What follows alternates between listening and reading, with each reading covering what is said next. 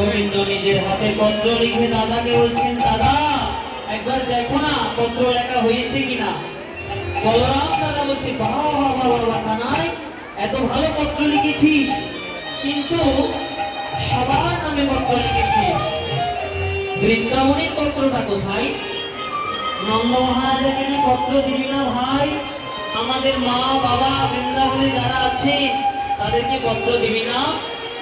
গোবিন্দ বলছে, দাদা আমি কেমন ভাবে তাদেরকে পত্র নিব বলো? আমি ভাষা খুঁজে পেলাম না গো, ভাষা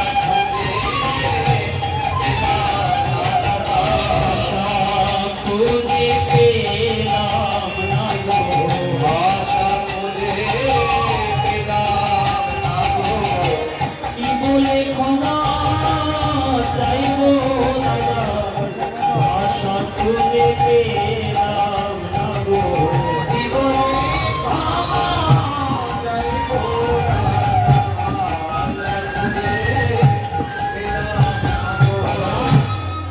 যাদেরকে কথা দিয়েছি আজ যাব কাল ফিরে আসবো, তাদের কাছে আমি কি বলে পত্র লিখবো? আমি ভাষা খুঁজে পেলাম না। সুধীমণ্ডলী, চিঠি লিখতে গেলে পত্র লিখতে গেলে একটা ভাষার প্রয়োজন। মনে করুন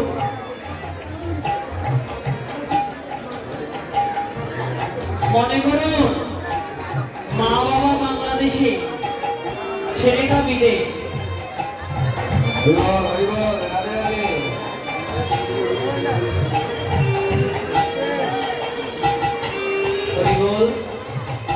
অপরাধ ক্ষমা করবে। মনে করুন মা বাবা হচ্ছে বাংলাদেশে, ছেলে হচ্ছে বিদেশ, ছেলেটা বিয়ে করবে।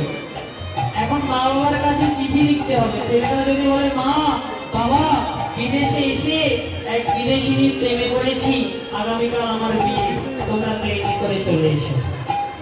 এমন যদি কারো নিমন্ত্রণের ভাষা হয়, কোনো মা বাবা কি ছেলের বিয়েতে যাবে? তাহলে ভাষা দিয়ে মানুষকে হাসানো যায়, ভাষা দিয়ে মানুষকে কাঁদানো যায়। তাই বলরাম দাদা বলছে, ও কৃষ্ণ, তুই তো এখন বড় রাজা মহারাজা হয়েছিস, রাজাদেরকে পত্র দিবি, বৃন্দাবনে কামাল ভক্তদের তো তোর আর প্রয়োজন নাই, তাই তো তুই তাদের জন্য পত্র লিখিসনি। বাবা বাবা বাবা, যা যা ভাই, তোর যোগ্য তুই কর। মা বাবা বর্তমান ভাবছে, পুত্র যদি কোনো যজ্ঞ করে, কোনো শুভ কাজ করে, মা বাবার আশীর্বাদ ছাড়া কোনো শুভ কাজ হয় না। তাই যেই যজ্ঞে মা থাকবে না, যেই যজ্ঞে বাবা থাকবে না, সেই যজ্ঞে আমিও থাকবো না, তোর যজ্ঞ তুই কর। ওরে তোর যজ্ঞে আমি থাকবো না ভাই, ওর যজ্ঞে আমি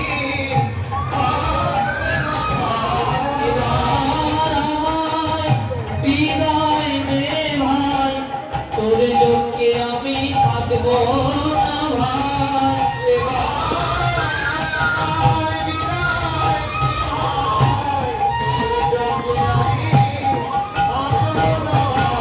কৃষ্ণ বলছে, দাদা যেও না দাদা, এই তো আমি মা বাবার নামে পত্র লিখবো, তুমি যদি আমাকে ছেড়ে চলে যাও, কোনদিন আমি রাম ব্রত যজ্ঞ করতে পারবো না।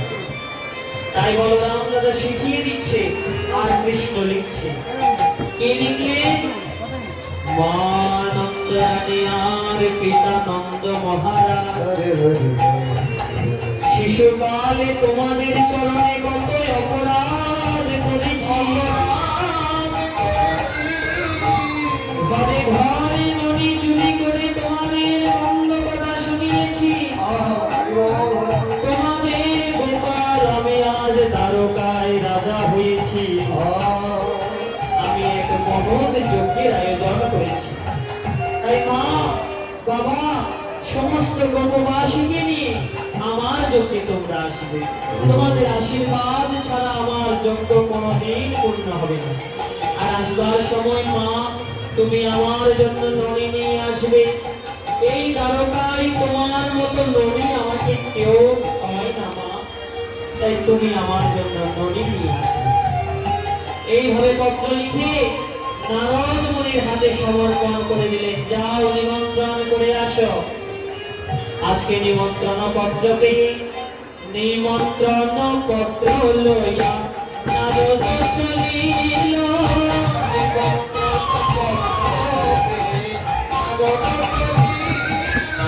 নিমন্ত্রণ পত্র লইয়া নারদ চলিল।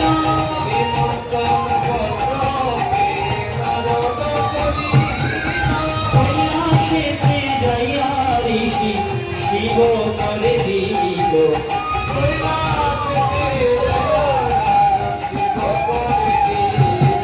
নারদ মুনি প্রথমে চলে গেলেন কোথায়?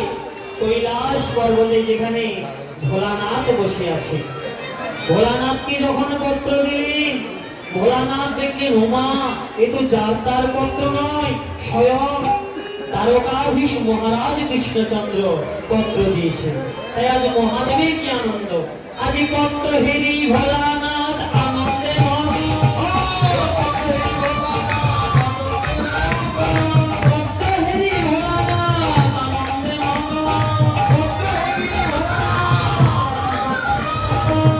আর ভোলানাথ যখন নৃত্য করে তাকে বলা হয় তাণ্ডব নৃত্য। মুখে কি বলে? বম বম বলি ভোলা করে নাচা।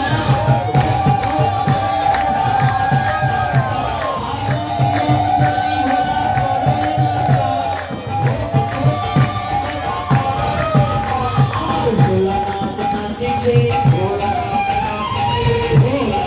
নাচিছে।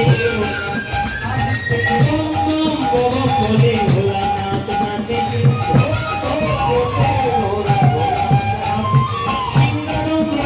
লইয়া ভোলানাথ নাচিছে।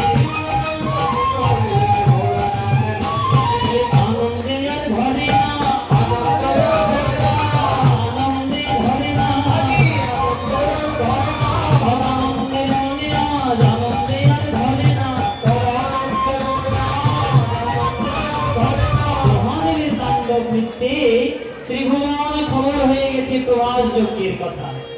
সবাই সেজে গুজে প্রবাস যজ্ঞে চলেছে। আর নারদ মুনি সবাইকে নিমন্ত্রণ পত্র দেওয়ার পরে অবশেষে ব্রজ বৃন্দাবনে গমন করেছেন।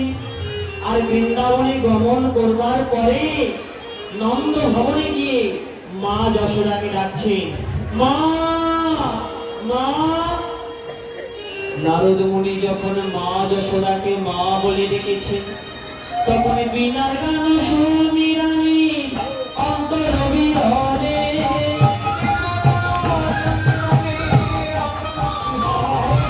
আজ বীণার গান শুনি রানী অন্তর বিহরে।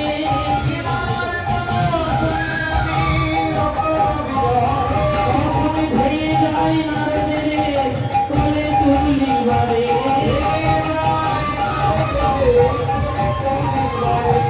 নারদ মুনি যখন মা বলে ডেকেছেন, মা যশোদা বলছেন, এলি নাকি রে আমার গোপাল, এলি নাকি রে আমার গোপাল। একবার মা বলিয়া আই রে কোলে আমার গোপাল, এলি নাকি রে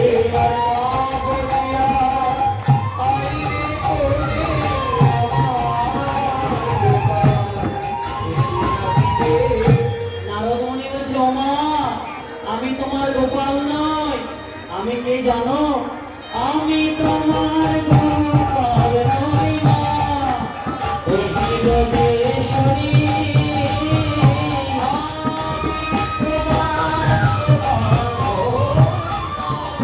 ও আমি তোমার গোপাল নই, প্রভাসেতে যত করে মা তোমার বংশীধারী।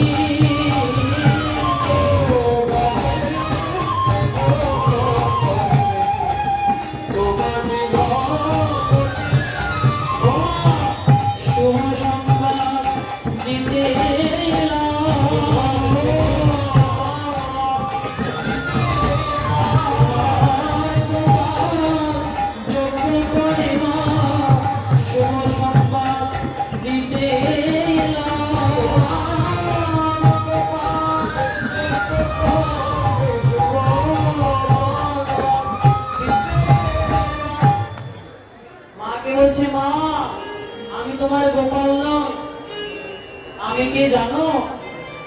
আমি হচ্ছি কৃষ্ণ দাস, আমি হচ্ছি দেবর্ষী নারদ। এই দেখো মা, তোমার গোপাল নিজের হাতে পত্র লিখে দিয়েছে, পত্র করে নাও।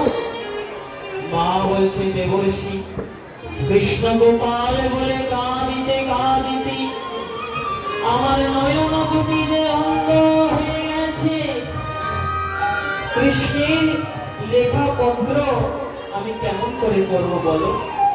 নারদ মুনি বলছে, আহা, এত যার কৃষ্ণ অনুরাগ, কৃষ্ণ বলে কাঁদতে কাঁদতে অন্ধ হয়ে গেছে, এমন অনুরাগ না হলে কি কৃষ্ণের জননী হওয়া যায়?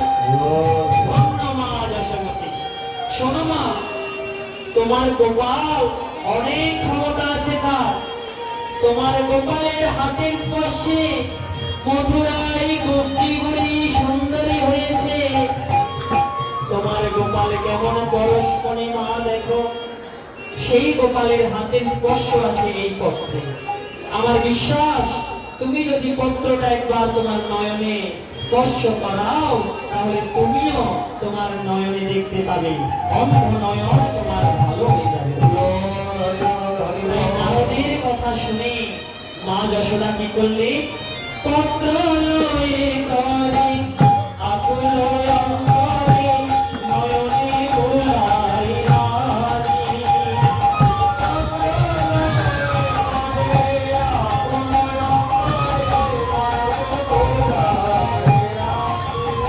আর পত্রের পরশে নয়ন প্রকাশে দাস যোজনাকে বাতি।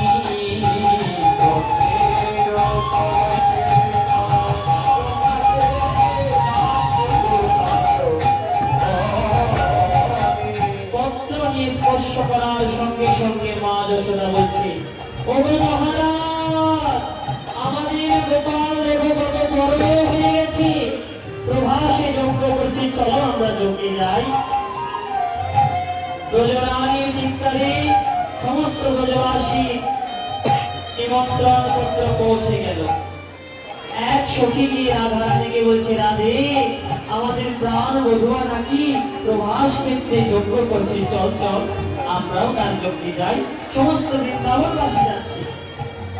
আরেক সখী বলছে, কি রে, মাকে ওই পত্রের মধ্যে মায়ের নাম লিখেছে, বাবার নাম লিখেছে, আমাদের নাম তো লেখে নাই, আমাদেরকে তো নিমন্ত্রণ করে নাই, বিনা নিমন্ত্রণে কেন যাবো যজ্ঞে? রাধারানী বললেন, সখীরে, এই জগতে যারা আত্মার আত্মীয় হৃদয়ের মানুষ, তাকে কোনোদিনও পত্র দিয়ে নিমন্ত্রণ করতে হয় না। আত্মায় আত্মায় যার সম্পর্ক, তাকে কোনোদিন নিমন্ত্রণ পত্র দিয়ে নিমন্ত্রণ করতে হয় না। এই যে যারা আজকে এখানে অনুষ্ঠানে এসেছেন জগন্নাথের মন্দিরে, বলুন তো কয়জনের ঘরে নিমন্ত্রণ পত্র দিয়েছে? নিমন্ত্রণের অপেক্ষায় কেউ থাকে? যারা ভগবানকে ভালোবাসে, ভগবান তো এখানে দাঁড়িয়ে আছেন আপনাদেরকে কোলে নেওয়ার জন্য। যারা ভগবানকে ভালোবাসেন, ভগবানের নাম ভালোবাসেন, তাদের কোনোদিন নিমন্ত্রণ পত্রের প্রয়োজন হয় না। আচ্ছা ভক্তমণ্ডলী, এই যে এখানে জগন্নাথ বলদেব দাঁড়িয়ে আছে, জগন্নাথের তো হাত নেই, জগন্নাথের তো পা নেই, কেন? ভগবান এই রূপ কেন ধরেছে? সেই ইন্দ্রদুম্ন রাজার ভুল ছিল, নাকি ভগবানের লীলা ছিল? কেন ভগবান এই লীলা করেছেন? হাত নেই, পা নেই। দেখুন ভক্তমণ্ডলী, এই বিশ্ব চরাচরে যা আমরা খাই, যা আমরা ভোগ করি, সব আমাদেরকে ভগবানই দেন। শ্রী জগন্নাথ যদি না দেন, আমরা কি কখনো খেতে পারি? তাই ভগবান যেমন ভক্তকে খাওয়ায়, ভগবানের মনেও ইচ্ছা জাগে, ভক্ত নিজের হাতে কখন আমাকে খাওয়াই দেবে, ভক্ত কখন আমাকে কোলে নিয়ে রাজ্য ভ্রমণ করবে, ভক্ত কখন আমাকে কোলে নিয়ে নৃত্য করবে। তাই তো কলিযুগে জগন্নাথ দেব এসেছে, হাত নেই, ভক্তগণ যেন তাকে খাওয়াই দেয়। মা যশোদা যেমন গোপালকে খাওয়াতেন, পা নেই, ভক্তগণ যেন তাদের মনোরথে করে ভগবানকে নিয়ে যান। তাই তো ভগবান জগন্নাথ দেব এমন লীলা প্রকাশ করেছে, এমন রূপ ধারণ করেছে, এমন প্রেমের ঠাকুরকে দেখবার জন্য নিমন্ত্রণের পত্রের কি কোনো প্রয়োজনীয়তা আছে? তাই রাধারানী বলছে, চল চল সখী, শতবর্ষ বিবাহ আমরা সহ্য করেছি, আর নয়, এবার আমরা প্রভাস যজ্ঞে গিয়ে মিলিত হব গোবিন্দের সঙ্গে। তাই রাধারানী প্রভাস যজ্ঞে যাওয়ার জন্য যে ঘর থেকে বের হলে কেমন ভাবে এলো থেলো এসে ধাই বসন না রহে গায়, এলো থেলো রহে গায়, বিরহিতে বিরহিণী চলে, বিরহিতে বিরহিণী চলে, কুটিলা নয়নে হেলি চলিলেন তাড়াতাড়ি, কুটিলা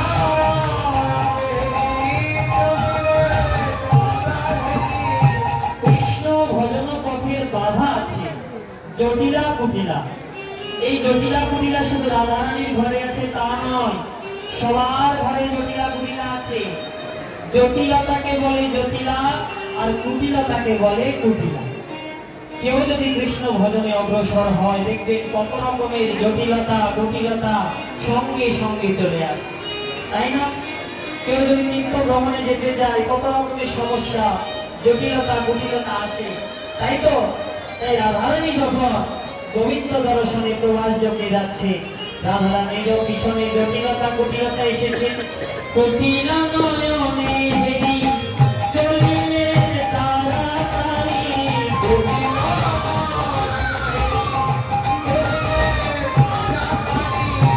সমাচার দিল আয়ানে রে, সমাচার দিল আয়ানে রে। কুটিলা তাড়াতাড়ি গিয়ে আয়ান ঘোষকে রেখে রেখে বলছে, ও দাদা, এতদিন তোমার বউ ঘরের মধ্যে কাঁদছিল, আর আজকে কি হয়েছে জানো? ঘর ছেড়ে বের হয়েছে প্রভাস যজ্ঞে যাওয়ার জন্য।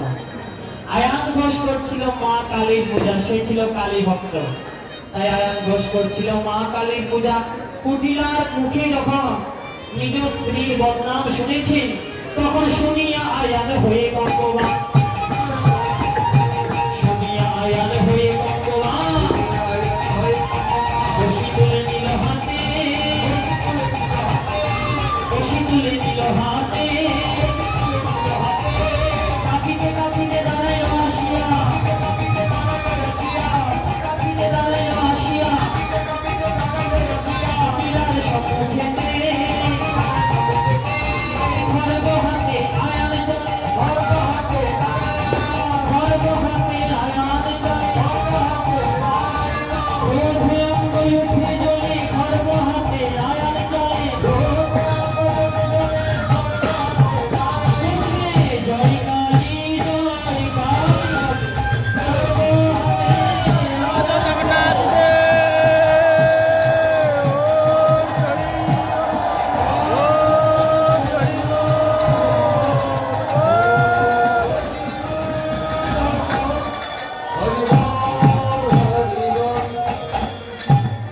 খড়গ হাতে নিয়ে আয়ান ঘোষ রাধারানীর সম্মুখে দাঁড়ালেন। শোনো বিষবানু রাজনন্দিনী, কোথায় যাচ্ছ ছুটতে ছুটতে? রাধারানী বললেন, পতি গো, আমি তো আমার পতির কাছে যাচ্ছি। আয়ান ঘোষ বলছি, পতি? আমি তো তোমার পতি, তোমার আবার অন্য পতি কে? রাধারানী বললেন, পিতামাতা দেহ ধর্ম রক্ষার তরে, সংসার ধর্ম রক্ষার তরে তোমার হাতে আমাকে সম্প্রদান করেছিল, সেই সম্পর্কে তুমি আমার দেহপতি বটে, কিন্তু পতি জানো না আমার পরম পতি গোবিন্দ আছে, পরম পতি আমার পরম পতি গোবিন্দ আছে, পরম পতি এই পরাণ যাবে পতির কাছে, পরম পতি গোবিন্দ আছে, পরাণ যাবে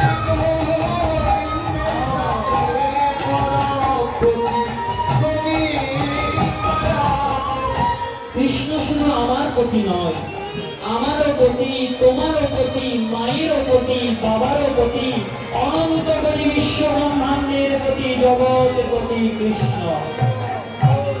অন্তিম কালে তোমাকেও একদিন সেই পতির কাছে যেতে হবে, যেদিন এই পরমপতি বংশী ধ্বনিতে তোমার নাম ধরে রাখবে।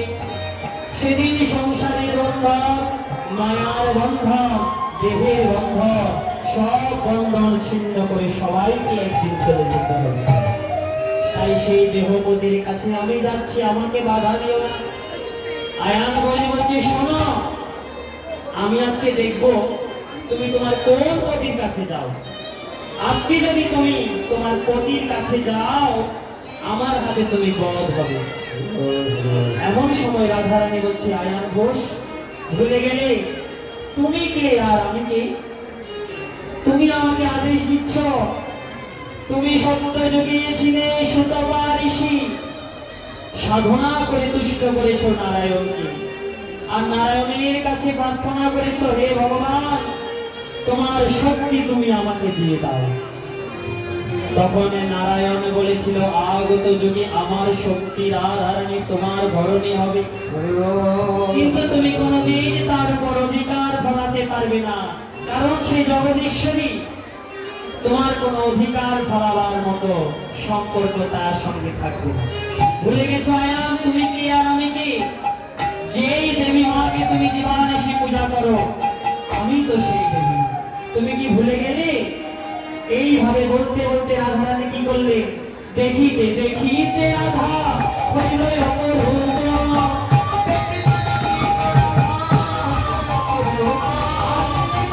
দেখিতে রাধা হইল অপরূপ,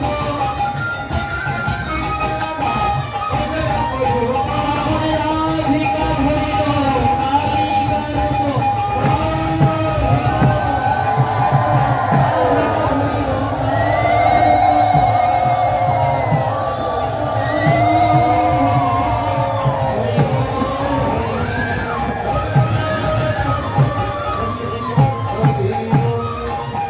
বৃন্দাবন বিলাসিনী যিনি ছিলেন, তিনি করলেন কি? আমি কালী সেজে দাঁড়ালো, কালী সেজে দাঁড়ালো, কালী সেজে দাঁড়ালো, বিশ্বভানু রাজনন্দিনী কালী সেজে দাঁড়ালো, আমি রাধাকে ভোলাবার তবে কালী সেজে দাঁড়ালো। এতদিন আমরা জানতাম নিধু মানে ভগবান কৃষ্ণ কালী রূপ ধারণ করেছে, কিন্তু যিনি কৃষ্ণ তিনি তো রাধা, তাদের মধ্যে তো কোনো অন্তর নাই।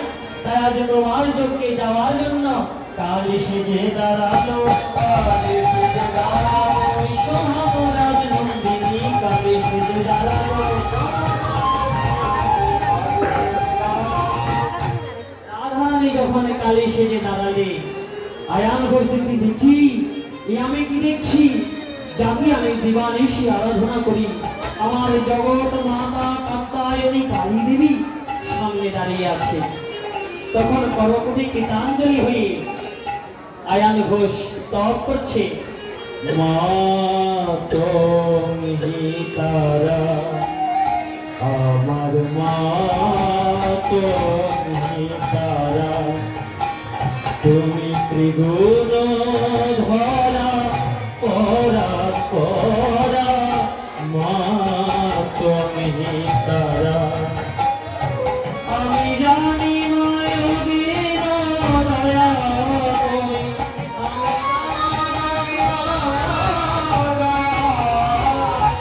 আমি জানি মা দিন দয়া, তুমি দুর্গমিতে দুঃখ হরা, মা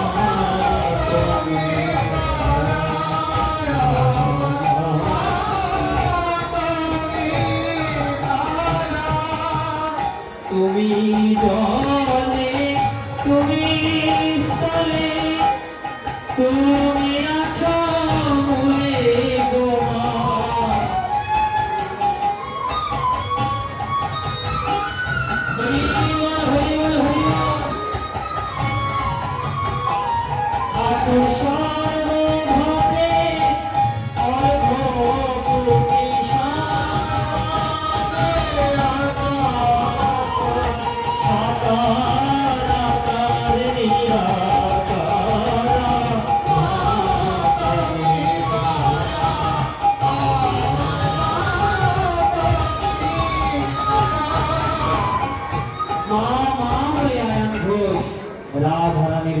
তলে পড়লেন।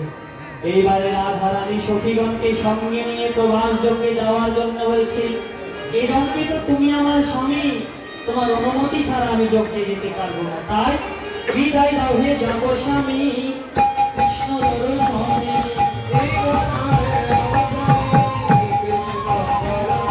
এবারে বিদায় দাও হে যাব স্বামী কৃষ্ণ দর্শনে।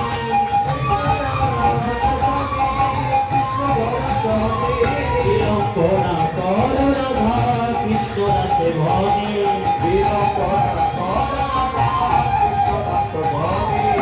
তাই আজকে বৃন্দাবনে নিমন্ত্রণ পত্র পেয়ে সবাই প্রভাস যজ্ঞে চলেছে। নিমন্ত্রণ পত্র পাইয়া গোপগোপীগণ, আজ নিমন্ত্রণ পত্র পাইয়া গোপগোপীগণ, কৃষ্ণের সমরাধি সাজাই কখন, সকলে বলিয়া নিল প্রতিনন্দ ছানা। স্বর্ণরত্ন রত্নকত না হয় গণনা, আদি নন্দই আনন্দ সবে যুগ